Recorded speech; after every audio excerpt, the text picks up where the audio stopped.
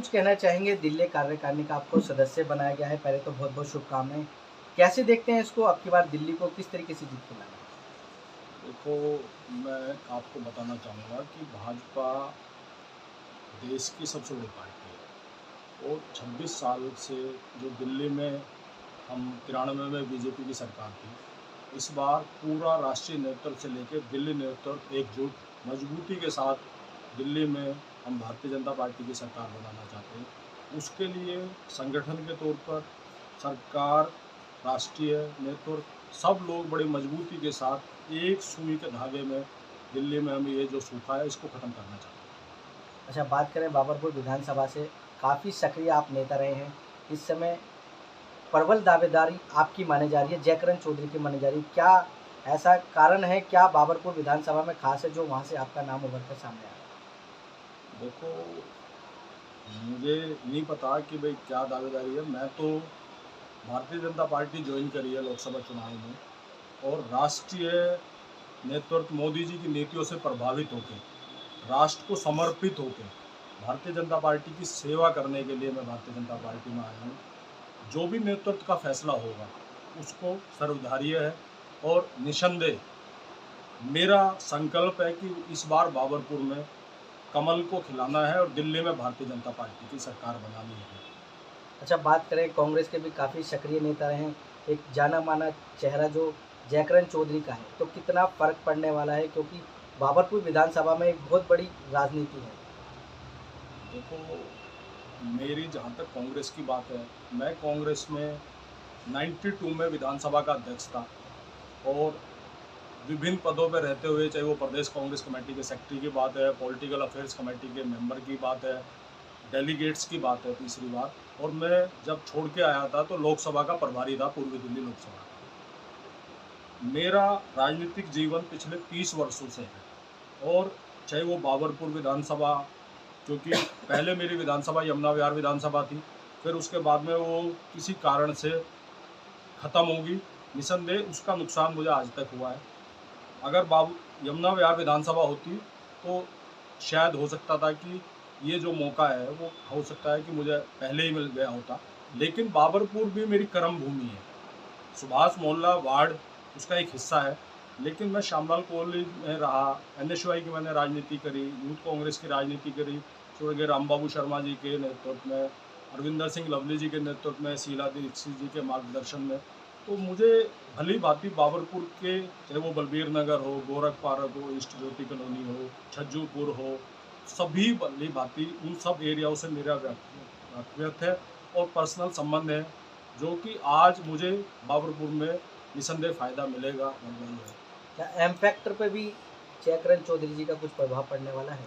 ये तो मैं नहीं कह सकता, ये तो आप लोग पब्लिक में घूमते हो इन सब चीज़ों के बारे में, लेकिन जो चीज़ें हैं निसंदेह बाबरपुर विधानसभा में जो स्थिति है, बाबरपुर विधानसभा में माननीय मनोज तिवारी जी, जो कि हमारे सबसे बड़े चेहरे हैं इस हमारी लोकसभा के, दिल्ली में तीसरी बार अगर कोई जीता तो माननीय मनोज तिवारी जी जीते।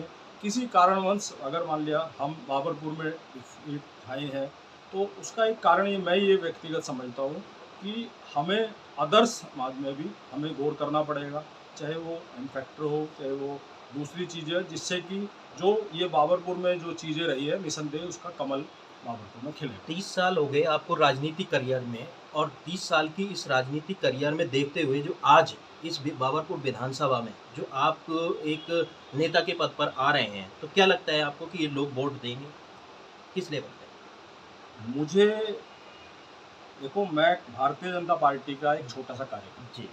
भारतीय जनता पार्टी की नीतियों से आज बाबरपुर विधानसभा नहीं, जी। दिल्ली का एक एक मतदाता बदलाव के मूड में है और वो बदलाव के मूड में माननीय नरेंद्र मोदी जी की नीतियों से है। क्योंकि आज पूरे देश में नहीं, विदेशों में अगर डंका बज रहा है तो भारत का माननीय नरेंद्र मोदी जी का बज रहा है और हम सब लोगों को गर्व महसूस होता है कि आज भारत को विश्व गुरु के रूप में आज भारत को देखा जा रहा है। नरेंद्र मोदी जी देश के नहीं पूरे दुनिया में स्थापित नेता है, तो हमारा सीना गर्व से चौड़ा हो जाता है कि हम उस भारतीय जनता पार्टी के सिपाही हैं।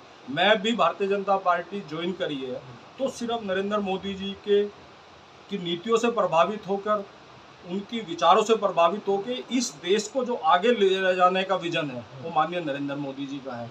आपने देखा होगा कि आयुष्मान भारत की वो जो है जो योजना है 70 साल से ऊपर के,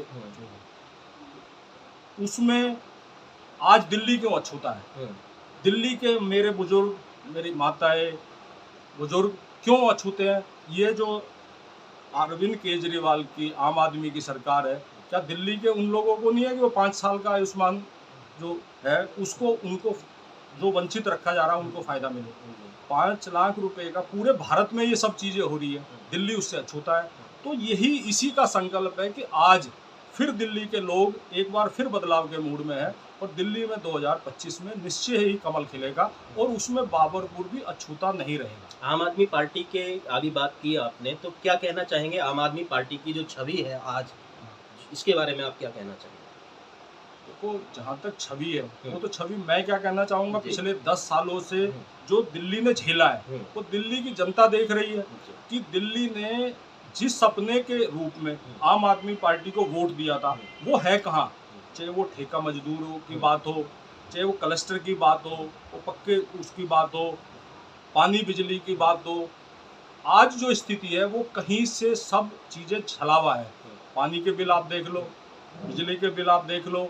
ये कह रहे थे कि करप्शन की बात आप जो है आपके सामने है कि जो चीज़ें कि इन्होंने अगर दिल्ली में कोई कुछ दिया है तो एक बोतल के साथ एक बोतल फ्री दी है।